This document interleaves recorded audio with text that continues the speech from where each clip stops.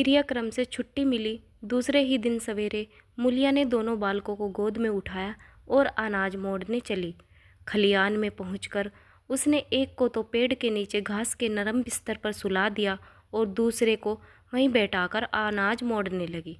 बैलों को हाँकती थी और रोती थी, क्या आज इसलिए भगवान ने उनको जन्म दिया था। देखते देखते क्या से क्या हो गया। इन्हीं दिनों पिछले साल भी अनाज मोड़ा गया था। वह रघु के लिए लोटे में शरबत और मटर की घुक्की लेके आई थी। आज कोई उसके आगे न पीछे, लेकिन किसी की लोंडी तो नहीं हूँ। उसे अलग होने का अब भी कोई पछतावा नहीं था। एकाएक छोटे बच्चे का रोना सुनकर उसके उधर ताका तो बड़ा लड़का उसे चुप कर रहा था। धीरे धीरे उसके मुंह पर हाथ फेरता था और चुप कराने के लिए विकल था। जब बच्चा किसी तरह न चुप रहा तो वह खुद उसके पास लेट गया और उसे छाती से लगाकर प्यार करने लगा। मगर जब वह प्रयत्न भी सफल न हुआ तो वह रोने लगा। उसी समय पन्ना दौड़ी आई और छोटे बालक को गोद में उठाकर प्यार करने लगी। बोली, लड़कों को मुझे क्यों नहीं दिया बहू? हाय हाय, बेचारा धरती पर पड़ा लौट रहा है। नमस्कार दोस्तों, स्वागत है आप लोगों का 24 फनी स्टोरी में। आप सुन रहे हैं अलगोजा। बोला, मैतो ने पहली स्त्री के मर जाने के बाद दूसरी सगाई की तो उसके लड़के रघु के लिए बुरे दिन आ गए। रघु की उम्र उस समय केवल 10 वर्ष की थी। चैन से गांव में गुल्ली डंडा खेलता फिरता था। माँ के आते ही चक्की में जुटना पड़ा। पन्ना रूपवती स्त्री थी और रूप और गर्व में चोली दामन का नाता है। वह अपने हाथों से कोई काम न करती। गोबर रघु निकालता, बैलों को सानी रघु देता, रघु ही झूठे बर्तन मांजता। भोला की आंखें कुछ ऐसी फिरी कि उसे रघु में सब बुराइयां ही बुराइयां नजर आती। पन्ना की बातों को वह प्राचीन मर्यादानुसार आंखें बंद करके मान लेता था। रघु की शिकायतों की जरा परवाह न करता। नतीजा यह हुआ कि रघु ने शिकायत करना ही छोड़ दिया। किसके सामने रोए? बाप ही नहीं, सारा गांव उसका दुश्मन था। बड़ा जिद्दी लड़का है। पन्ना को तो कुछ समझता ही नहीं। बेचारी उसका दुलार करती है, खिलाती पिलाती है। यह उसी का फल है। दूसरी औरत होती तो निभा न होता। वह तो कहता, पन्ना इतनी सीधी सादी है कि निभा होता जाता है। सबल की शिकायतें सब सुनते हैं, निर्बल की फरियाद भी कोई नहीं सुनता। रघु का हृदय माँ की ओर से दिन दिन फटता जाता था। यहाँ 8 साल गुजर गए और एक दिन भोला के मृत्यु का संदेश आ पहुँचा। पन्ना के 4 बच्चे थे, 3 बेटे और 1 बेटी। इतना बड़ा खर्च और कमाने वाला कोई नहीं। रघु अब क्यों बात पूछने लगा? यह मानी हुई बात थी। अपनी स्त्री लाए और अलग रहेगा। स्त्री आकर और भी आग लगाएगी। पन्ना को चारों ओर अंधेरा ही दिखाई देता था, पर कुछ भी हो, वह रघु की आश्रित बनकर घर में रहेगी। जिस घर में उसने राज किया उसमें अब लोंडी न बनेगी। जिसे लोंडे को अपना गुलाम समझा उसका मुंह न ताकेगी। वह सुंदर थी, अवस्था भी अभी कुछ ऐसी नहीं थी। जवानी अपनी पूरी बहार पर थी। क्या वह कोई दूसरा घर नहीं कर सकती? यही न होगा, लोग हंसेंगे बला से। उसकी बिरादरी में क्या ऐसा होता नहीं? ब्राह्मण ठाकुर थोड़ी ही थी कि नाक कट जाएगी। यह तो उन्हीं ऊंची जातों में होता है कि घर में चाहे जो कुछ करो, बाहर पर्दा ढका रहे। वह तो संसार को दिखाकर दूसरा घर कर सकती है। फिर वह रघु की दबेल बनकर क्यों रहे? भोला को मरे 1 महीना गुजर चुका था। संध्या हो गई थी। पन्ना इसी चिंता में पड़ गई कि सहसा उसे ख्याल आया, लड़के घर में नहीं है। यह बैलों के लौटने की बेला है। कहीं कोई लड़का उनके नीचे न आ जाए। अब द्वार पर कौन है जो उनकी देखभाल करेगा? रघु को मेरे लड़के फूटी आंख नहीं भाते, कभी हंसकर नहीं बोलता। घर से बाहर निकली तो देखा रघु सामने झोपड़े में बैठा ऊख की गडरिया बना रहा था। लड़के उसे घेरे खड़े हैं और छोटी लड़की उसकी गर्दन में हाथ डाले उसकी पीठ पर सवार होने की चेष्टा कर रही है। पन्ना को अपनी आंखों पर विश्वास नहीं आया। आज तो यह नई बात है। शायद दुनिया को दिखाता है कि मैं अपने भाइयों को कितना चाहता हूँ और मन में छुरी रखी हुई है। घात मिले तो जान ही ले ले। काला सांप है, काला सांप कठोर स्वर में बोली, तुम सबके सब यहाँ क्या कर रहे हो? घर में आओ, सांझ की बेला है, गोरू आते होंगे। रघु ने विनती नेत्रों से देखकर कहा, मैं तो हूँ ही काकी, डर किस बात का? बड़ा लड़का केदार बोला, काकी, रघु दादा ने हमारे लिए 2 गाड़ियाँ बना दी है। यह देख, एक पर हम और खन्नू बैठेंगे, दूसरी पर लक्ष्मण और झुनिया दादा दोनों गाड़ियाँ खींचेंगे। यह कहकर वह एक कोने से 2 छोटी छोटी गाड़ियाँ निकाल लाया। 4 पहिए लगे थे। बैठने के लिए तख्ते और रोके के लिए दोनों तरफ बाजू थे। पन्ना ने आश्चर्य से पूछा, ये गाड़ियाँ किसने बनाई? केदार ने चिढ़कर कहा, रघु दादा ने बनाई है, और किसने? भगत के घर से बुसला और रुखानी मांग लाए और चटपट बना दी। खूब दौड़ती है काकी, बैठो खुन्नू, मैं खींचूं। खुन्नू गाड़ी में बैठ गया। केदार खींचने लगा। चर शोर हुआ, मानो गाड़ी भी इस खेल में लड़कों के साथ शरीक है। लक्ष्मण ने दूसरी गाड़ी में बैठकर कहा, दादा खींचो। रघु ने जुनिया को भी गाड़ी में बिठा दिया और गाड़ी खींचता हुआ दौड़ा। तीनों लड़के तालियां बजाने लगे। पन्ना चकित नेत्रों से यह दृश्य देख रही थी और सोच रही थी कि यह वही रघु है या कोई और। थोड़ी देर के बाद दोनों गाड़ियाँ लौटी। लड़के घर में जाकर इस यात्रा के अनुभव बयान करने लगे। कितने खुश थे, सब मानो हवाई जहाज पर बैठे आए हों। खन्नू ने कहा, काकी, सब पेड़ दौड़ रहे हैं। लक्ष्मण और बच्चिया कैसी भागी, सब की सब दौड़ी। केदार, काकी, रघु दादा दोनों गाड़ियाँ एक साथ खींच ले जाते थे। जुनिया सबसे छोटी थी, उसकी व्यंजन शक्ति उछल कूद और नेत्रों तक परिमित थी, तालियां बजा बजा कर नाच रही थी। खुन्नू, अब हमारे घर गाय भी आ जाएगी काकी। रघु दादा ने गिरधारी से कहा है कि हमें एक गाय ला दो। गिरधारी बोला, कल लाऊंगा। केदार, 3 सेर दूध देती है काकी, खूब दूध पिएंगे। इतने में रघु भी अंदर आ गया। पन्ना ने अवहेलना की दृष्टि से देखकर पूछा, क्यों रघु, तुमने गिरधारी से कोई गाय मांगी है? रघु ने क्षमा प्रार्थना के भाव से कहा, हाँ मांगी तो है, कल लाएगा। पन्ना, रुपए किसके घर से आएंगे, यह भी सोचा है? रघु, सब सोच लिया है काकी, मेरी यह मोहर नहीं है, इसके 25 रुपये मिल रहे हैं। 5 रुपये बछिया के मुझे दे दूंगा, बस गाय अपनी हो जाएगी। पन्ना सन्नाटे में आ गई। अब उसका अविश्वास मन भी रघु के प्रेम और सज्जनता को अस्वीकार न कर सका। बोली, मोहर को क्यों बेच देते हो? गाय की अभी कौन जल्दी है, हाथ में पैसे हो जाए तो ले लेना। सुना सुना गला अच्छा न लगेगा। इतने दिनों गाय नहीं रही तो क्या लड़के नहीं जिए?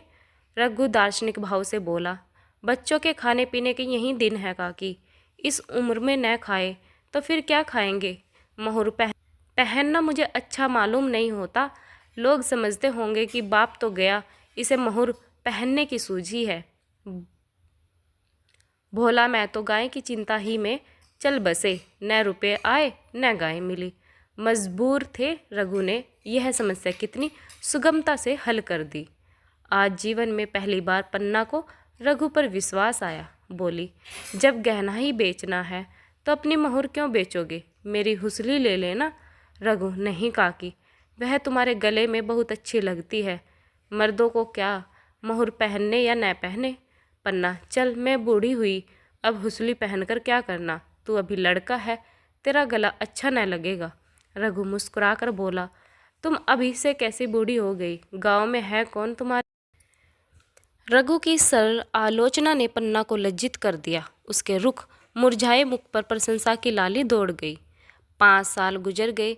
रघु का मेहनती ईमानदार, बात का धनी दूसरा किसान गांव में नहीं था। पन्ना की इच्छा के बिना कोई काम नहीं करता। उसकी उम्र अब 23 साल की हो गई थी। पन्ना बार बार कहती, भैया बहू को विदा कर लाओ, कब तक नहई में पड़ी रहेगी। सब लोग मुझी को बदनाम करते हैं कि यही बहू को नहीं आने देती, मगर रघु टाल देता था। कहता कि अभी क्या जल्दी है, उसे अपनी स्त्री के रंग ढंग का कुछ परिचय दूसरों से मिल चुका था।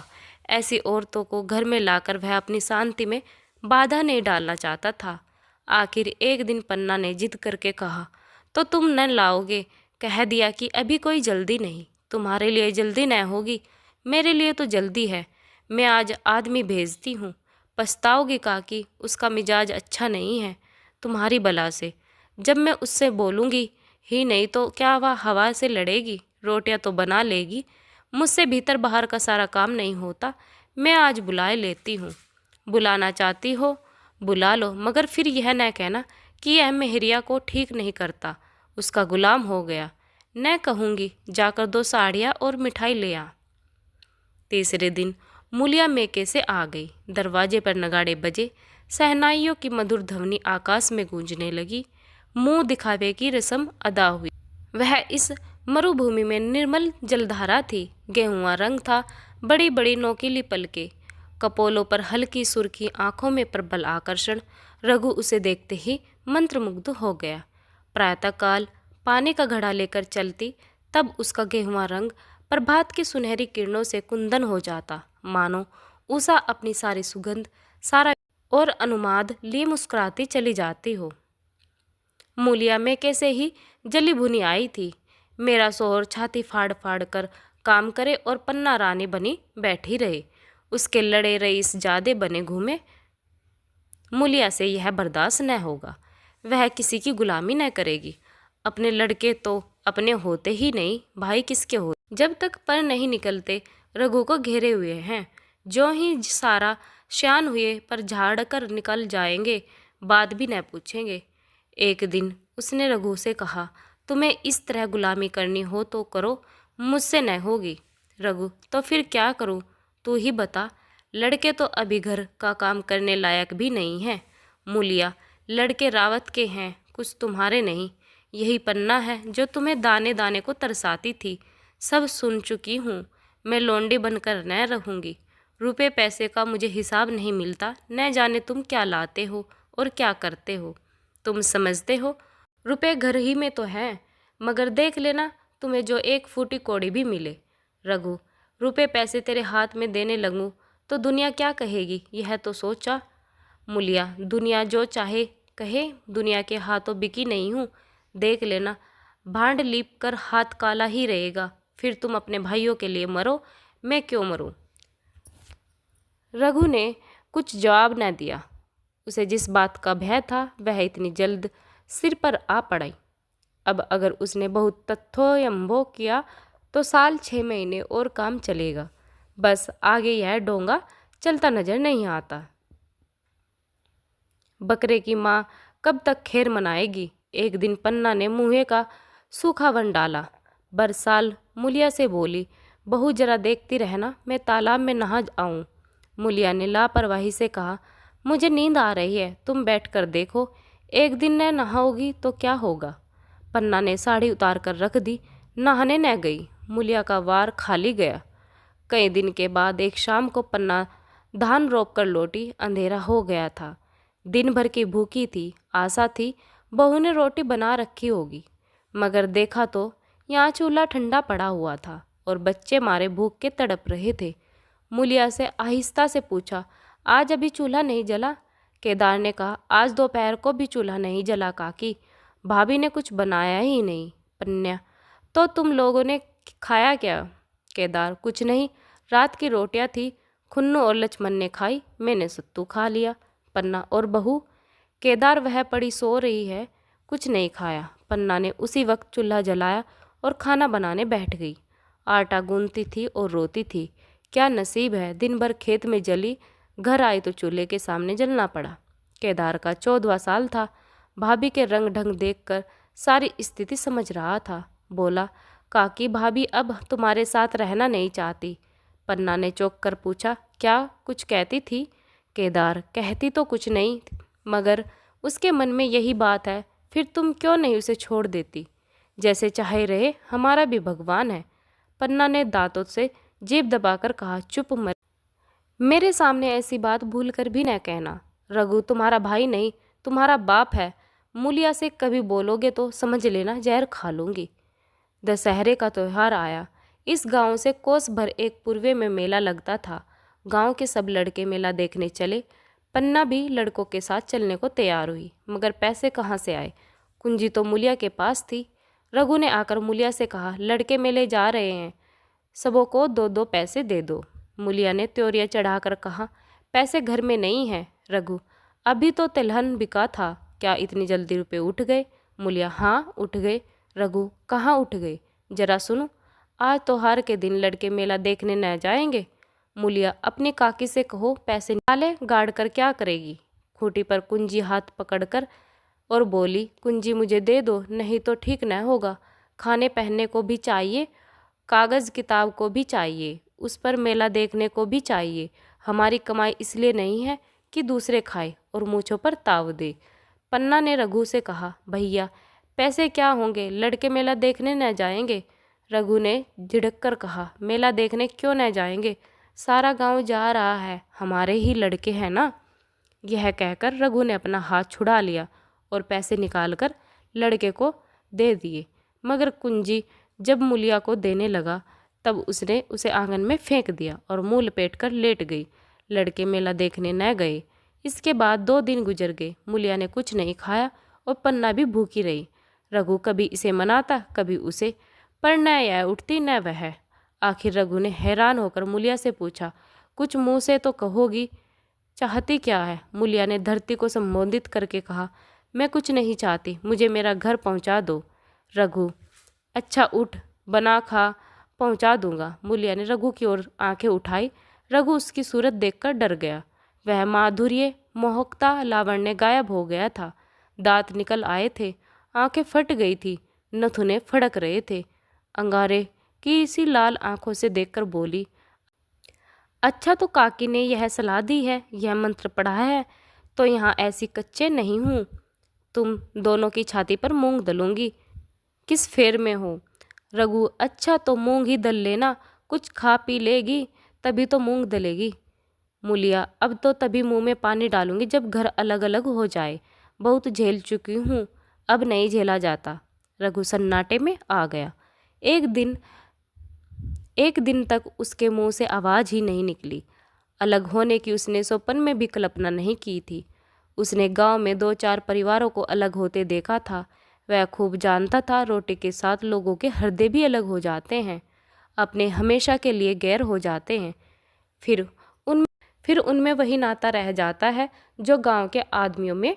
रघु ने मन में ठान लिया था कि इस विपत्ति को घर में न आने दूंगा, मगर होनहार के सामने उसकी एक न चली। मेरे मुंह में कालिक लगेगी, दुनिया यही कहेगी कि बाप के मर जाने पर 10 साल भी एक में निभा ना हो सका। फिर किससे अलग हो जाऊं? जिनको गोद में खिलाया, जिनको बच्चों की तरह पाला, जिनके लिए तरह तरह के कष्ट झेले, उन्हीं से अलग हो जाऊं? अपने प्यारों को घर से निकाल बाहर करूं? उसका गला फंस गया। कांपते हुए स्वर में बोला, तू क्या चाहती है कि मैं अपने भाइयों से अलग हो जाऊं? भला सोचो तो, कहीं मुंह दिखाने लायक न रहूंगा।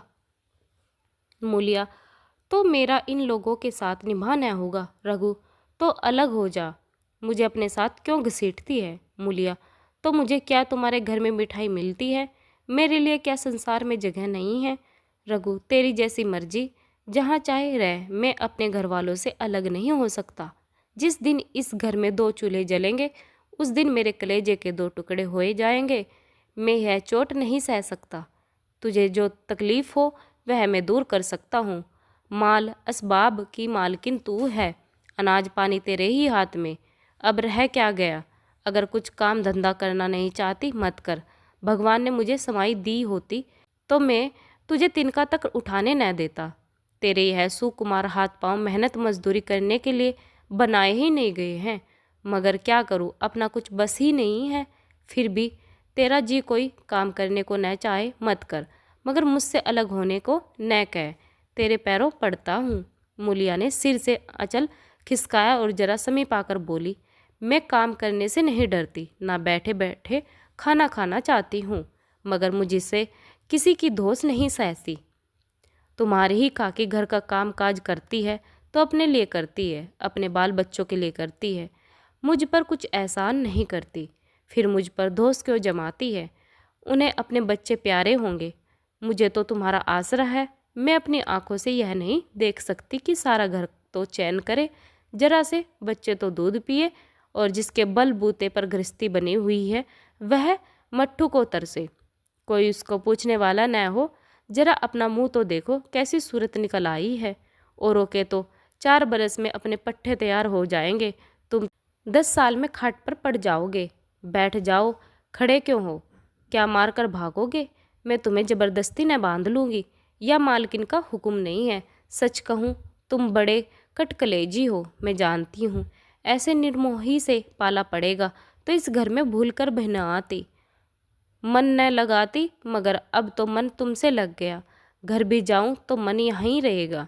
तुम जो हो मेरी बात नहीं पूछते। मूलिया की ये रसीली बातें रघु पर कोई असर न डाल सकी। वह उसी रुखसाई से बोला, मूलिया, मुझसे यह न होगा। अलग होने का ध्यान करते ही मेरा मन न जाने कैसा हो जाता है। यह चोट मुझसे न सही जाएगी। मूलिया ने परिहास करके कहा, तो चूड़ियाँ पहनकर अंदर बैठो ना, लाओ मैं मूछें लगा लूँ। मैं तो समझती थी कि तुम में भी कुछ कलबल है, अब देखती हूँ तो निरे मिट्टी के लोंदे हो। पन्ना दलान में खड़ी दोनों की बातचीत सुन रही थी। अब उससे न रहा गया। सामने आकर रघु से बोली, जब वह अलग होने पर तुली हुई है, फिर तुम क्यों उसे ज़बरदस्ती मिलाए रखना चाहते हो? तुम उसे लेकर अलग रहो। हमारे भगवान ने निभा दिया तो अब क्या डर? अब तो भगवान की दया से तीनों लड़के सायने हो गए, अब कोई चिंता नहीं। रघु ने आंसू भरी आंखों से पन्ना को देखकर कहा, काकी, तू भी पागल हो गई है क्या? जानती नहीं, 2 रोटियां होते ही 2 मन हो जाते हैं। पन्ना, जब वह मानती ही नहीं तब तुम क्या करोगे? भगवान की मर्जी होगी तो कोई क्या करेगा? पर लब्ध में जितने दिन एक साथ रहना लिखा था उतने ही दिन रहे। अब उसकी यही मर्जी है तो यही सही। तुमने मेरे बाल बच्चों के लिए जो कुछ किया वह भूल नहीं सकती। तुमने इनके सिर हाथ न रखा होता तो आज इनकी न जाने क्या गति होती, न जाने किसके द्वार पर ठोकरे खाते होते, न जाने कहाँ कहाँ भीख मांगते फिरते। तुम्हारा जस मरते दम तक न भूलूंगी। अगर मेरे ख्याल तुम्हारे जूते बनाने के काम आते तो खुशी से दे दूँ, चाहे तुमसे अलग हो जाऊं, पर जिस घड़ी पुकारोगे कुत्ते की तरह दौड़ी आऊंगी। यह भूलकर भी न सोचना कि तुमसे अलग होकर मैं तुम्हारा बुरा चेतूंगी। जिस दिन तुम्हारा अनबल मेरे मन में आएगा उसी दिन विष खाकर मर जाऊंगी। भगवान करे तुम दूधो नहाओ पूतो फलो, मरते दम तक यही आशीष मेरे रोए रोए से निकलती रहेगी। अगर लड़के भी अपने बाप के होते तो मरते दम तक तुम्हारा पोस मानेंगे। यह कहकर पन्ना रोती हुई वहाँ से चली गई। रघु वहीं मूर्ति की तरह बैठा रहा। आसमान की ओर टकटकी लगी थी, आंखों से आंसू बह रहे थे। पन्ना की बातें सुनकर मूलिया समझ गई कि अपने पो बारा है। चटपट उठी, घर में झाड़ू लगाई, चूल्हा जलाया और कुएं से पानी लाने चली गई। उसकी टेक पूरी हो गई थी। गांव में स्त्रियां के 2 दल होते हैं, एक बहुओं का, दूसरा सासों का। बहुएं सलाह और सहानुभूति के लिए अपने दल में जाती है, सासें अपने में। दोनों की पंचायतें अलग होती हैं। मूलिया को कुएं पर 2-3 बहुएं मिल गई। एक से पूछा, आज तो तुम्हारी बुढ़िया बहुत रोध हो रही थी। मूलिया ने विजय के घर से कहा, इतने दिनों से घर की मालकिन बनी हुई है, राजपाट छोड़ते किसे अच्छा लगता है बहन? मैं उनका बुरा नहीं चाहती, लेकिन एक आदमी की कमाई में कहाँ तक बरकत होती है? मेरे भी तो यही खाने पीने पहनने ओढ़ने के दिन हैं। अभी उनके पीछे मरो, फिर बाल बच्चे हो जाए, उनके पीछे मरो, सारी जिंदगी रोते ही कट जाएगी। एक बहू बुढ़िया यही चाहती है कि यह सब जन्म भर लोंडी बनी रहे, मोटा झोटा खाए और पड़ी रहे। दूसरी बहू, किस भरोसे पर कोई मरे? अपने लड़के तो बात नहीं पूछ, पराए लड़कों का क्या भरोसा? कल इनके हाथ पैर हो जाएंगे, फिर कौन पूछता? अपनी अपनी मेहरिया का मुंह देखेंगे। पहले ही से फटकार देना अच्छा है, फिर तो कोई कलंक न होगा। मूलिया पानी लेकर गई, खाना बनाया और रघु से बोली, जाओ नहा आओ, रोटी तैयार है। रघु ने मानो सुना ही नहीं, सिर पर हाथ रखकर द्वार की तरफ ताकता रहा। मूलिया क्या कहती हूँ, कुछ सुनाई देता है? रोटी तैयार है, जाओ नहा आओ। रघु, सुन तो रहा हूँ, क्या बहरा हूँ? रोटी तैयार है तो जाकर खा ले, मुझे भूख नहीं है। मूलिया ने फिर नहीं कहा। जाकर चूल्हा बुझा दिया, रोटियां उठाकर छीके पर रख दी और मुंह ढाककर लेट गई। जरा देर में पन्ना आकर बोली, खाना तैयार है, नहा धोकर खा लो, बहू भी भूखी होगी। रघु ने झुंझलाकर कहा, काकी तू घर में रहने देगी कि मुंह में कालिक लगाकर कहीं निकल जाऊं। खाना तो खाना ही है, आज न खाऊंगा कल खाऊंगा, लेकिन अभी मुझसे न खाया जाएगा। केदार क्या अभी मदरसे से नहीं आया? पन्ना अभी तो नहीं आया, आता ही होगा।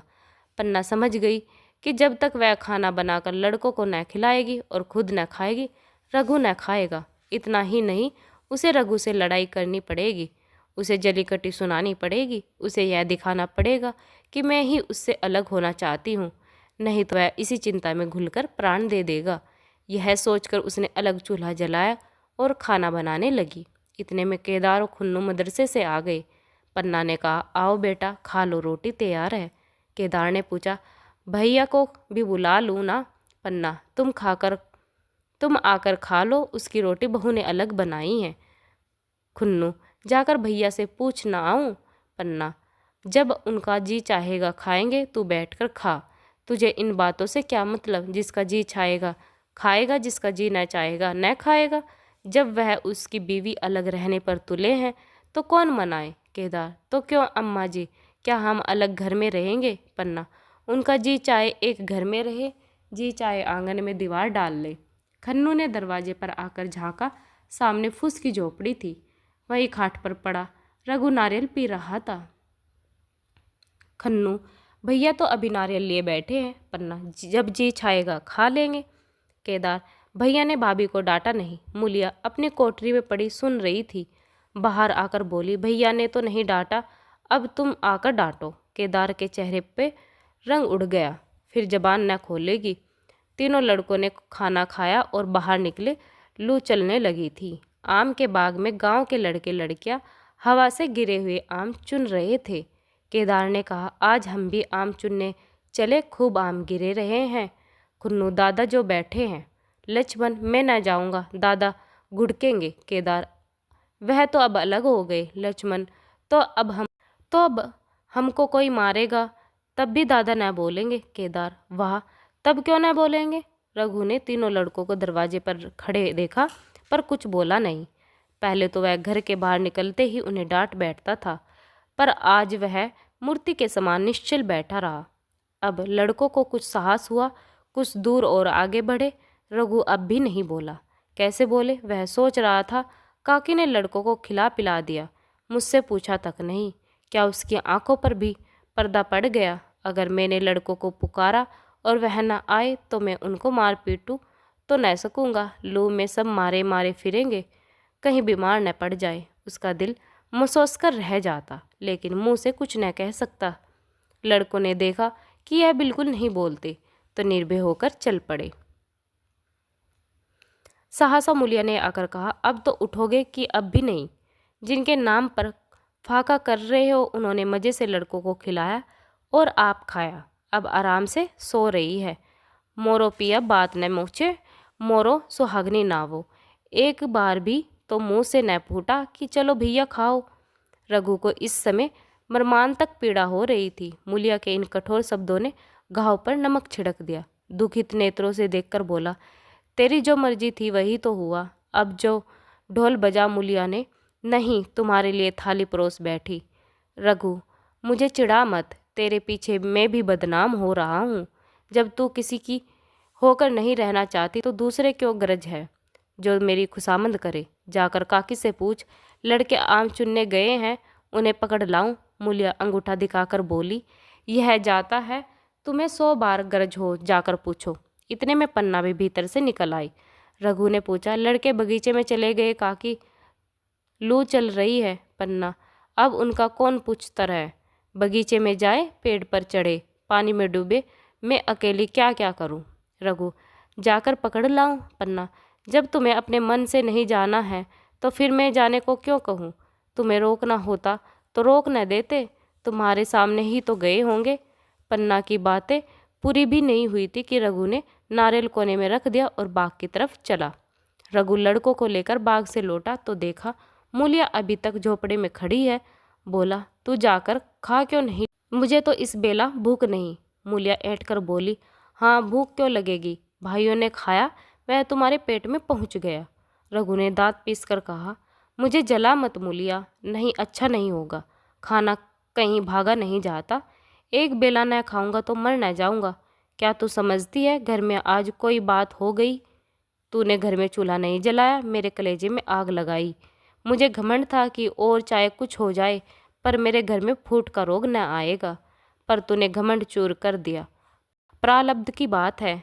मूलिया तिनक कर बोली, सारा मोह चो तुम्ही को है कि और किसी को भी है। मैं तो किसी को तुम्हारी तरह बिसुरते नहीं देखती। रघु ने ठंडी सांस खींचकर कहा, मूलिया घाव पर नोन न छिड़के। तेरे ही कारण मेरी पीठ में धूल लग रही है। मुझे इस गृहस्थी का मोह न होगा तो किसे होगा? मैंने ही तो इसे मर मर जोड़ा है। जिनको गोद में खिलाया है वही अब मेरे पिट्टीदार होंगे। जिन बच्चों को मैं डांटता था उन्हें आज कड़ी आंखों से भी नहीं देख सकता। मैं उनके भले के लिए भी कोई बात करूं तो दुनिया यही कहेगी कि यह अपने भाइयों को लूट लेता है। जा मुझे छोड़ दे, अभी मुझसे कुछ न खाया जाएगा। मूलिया, मैं कसम रख दूंगी नहीं चुपके से चले चलो। रघु, देख अब भी कुछ नहीं बिगड़ा है, अपना हट छोड़ दे। मूलिया, हमारा ही लूप ये जो खाने न उठे। रघु ने कानों पर हाथ रखकर कहा, यह तूने क्या किया मूलिया? मैं तो उठ ही रहा था, चल खा लूँ। नहाने धोने कौन जाए, लेकिन इतनी ही कह देता हूँ कि चाहे 4 की 6 रोटियां खा जाऊँ, चाहे तू मुझे घी के मटके ही में डुबा दे, यह दाग मेरे दिल से न मिटेगा।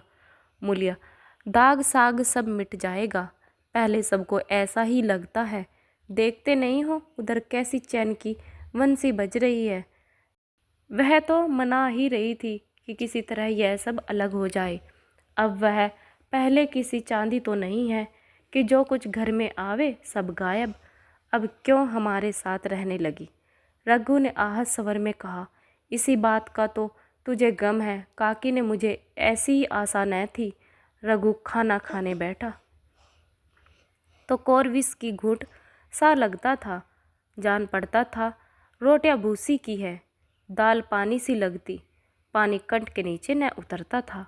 दूध की तरफ देखा तक नहीं। 2-4 ग्रास खाकर उठ आया जैसे किसी प्रियजन के श्राद्ध का भोजन हो।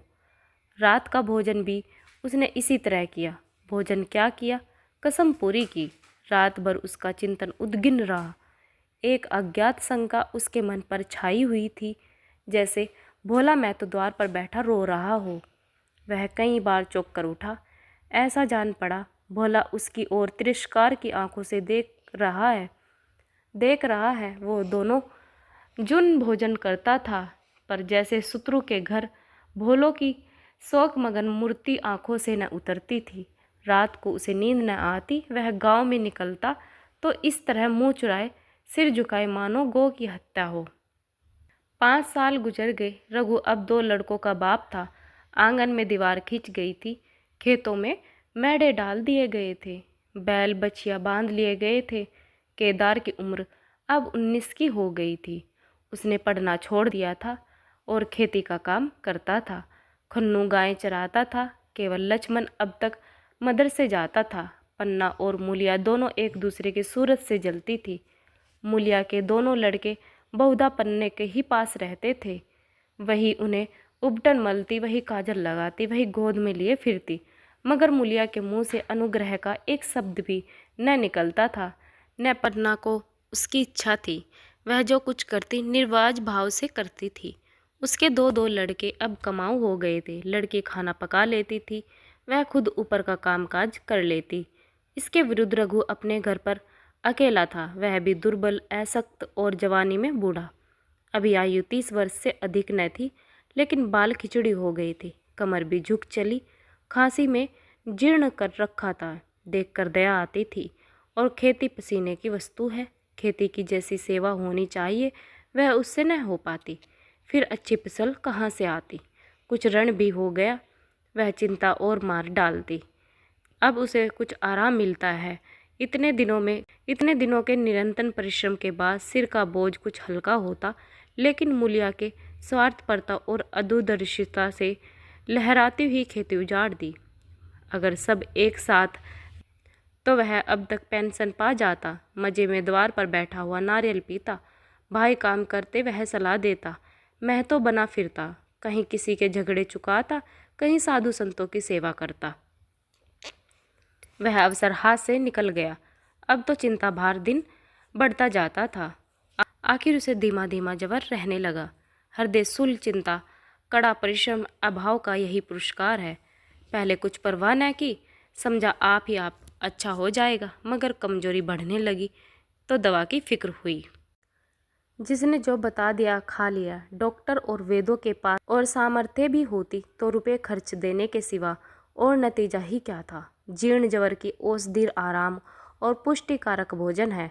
न वह बसंत मालती का सेवन कर सकता था और न आराम से बैठकर बलवर्धक भोजन कर सकता था। कमजोरी बढ़ती ही गई।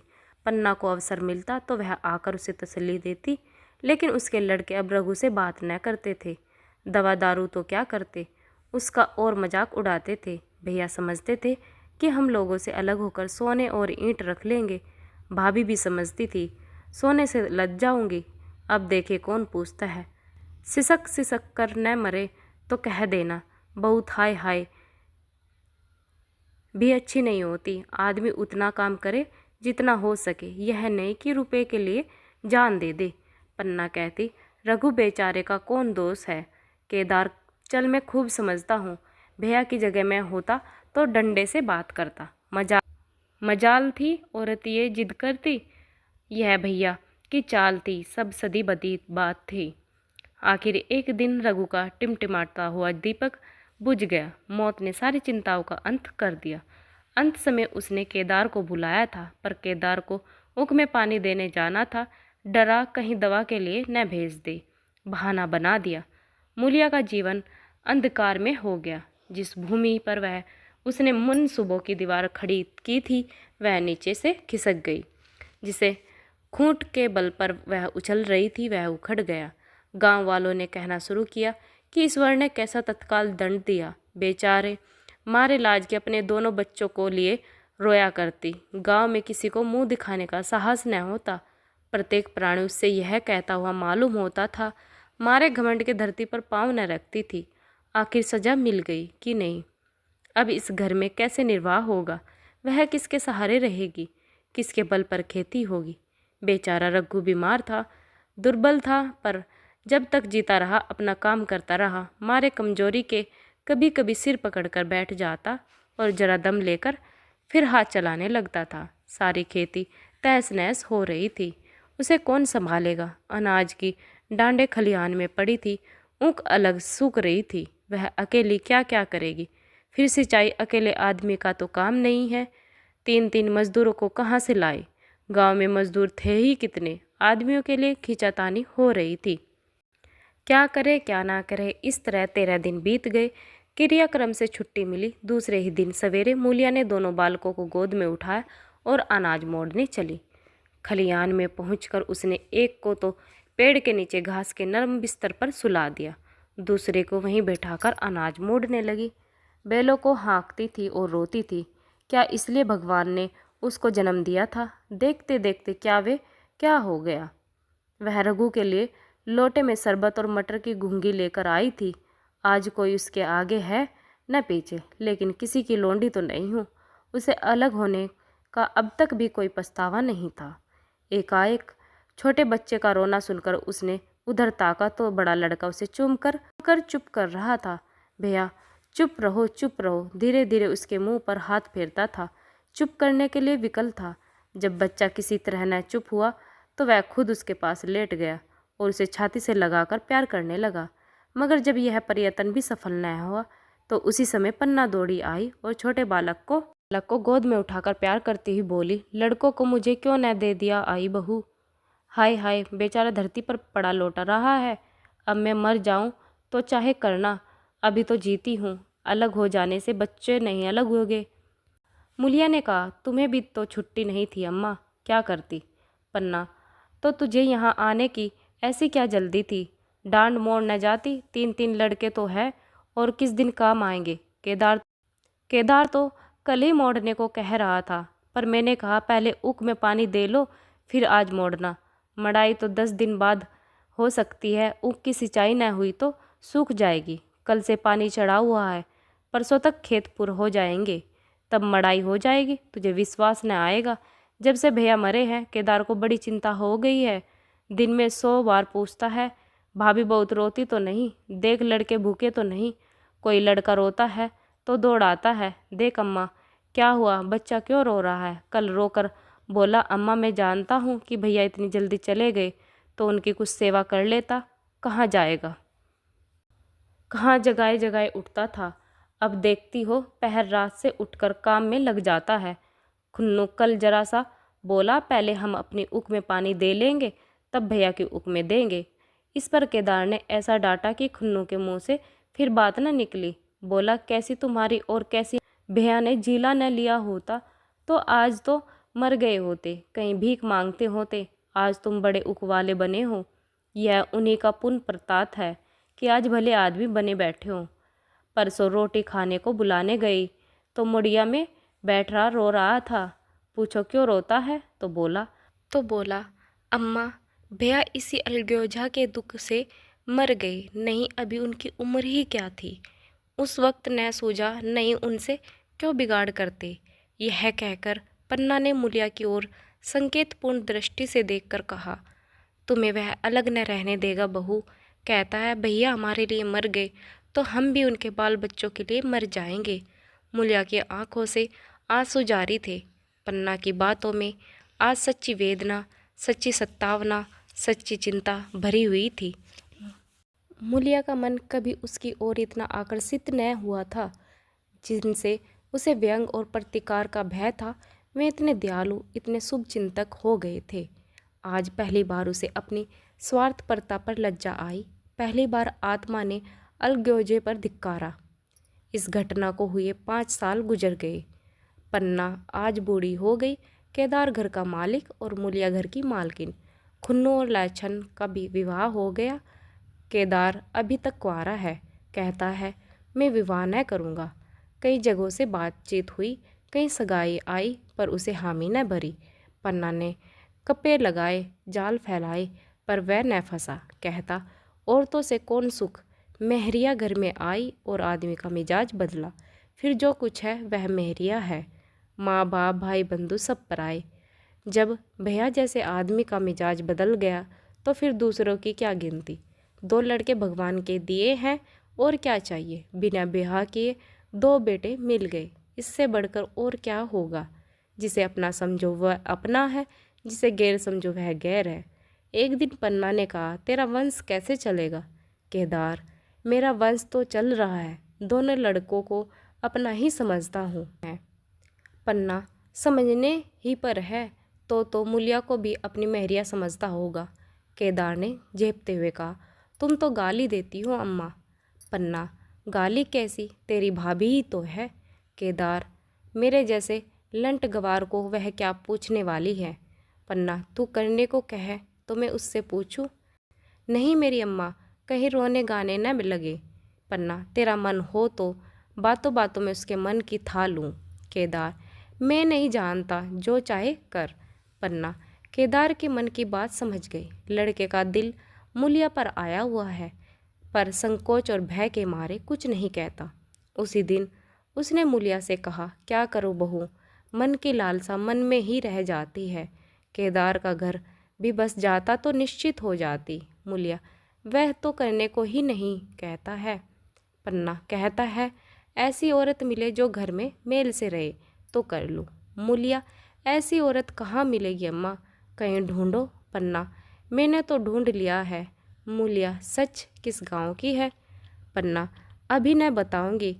मुद्दा यह न जानती हूँ कि उससे केदार की सगाई हो जाए तो घर बन जाए और केदार की जिंदगी भी सफल हो जाए। न जाने लड़की मानेगी या नहीं। मुलिया, मानेगी क्यों नहीं अम्मा, ऐसा सुंदर कमाऊं सुशील वर और कहाँ मिल जाता है। और उस जन्म का कोई साधु महात्मा है, नहीं तो लड़ाई झगड़े के डर से कौन बिन ब्याहे रहता है। कहाँ रहती है, मैं जाकर उसे मना लाऊंगी। पन्ना, तू चाहे तो उसे मना ले, तेरे ही ऊपर है। मुलिया, मैं आज ही चली जाऊंगी अम्मा, उसके पैरों में पड़कर मना लाऊंगी।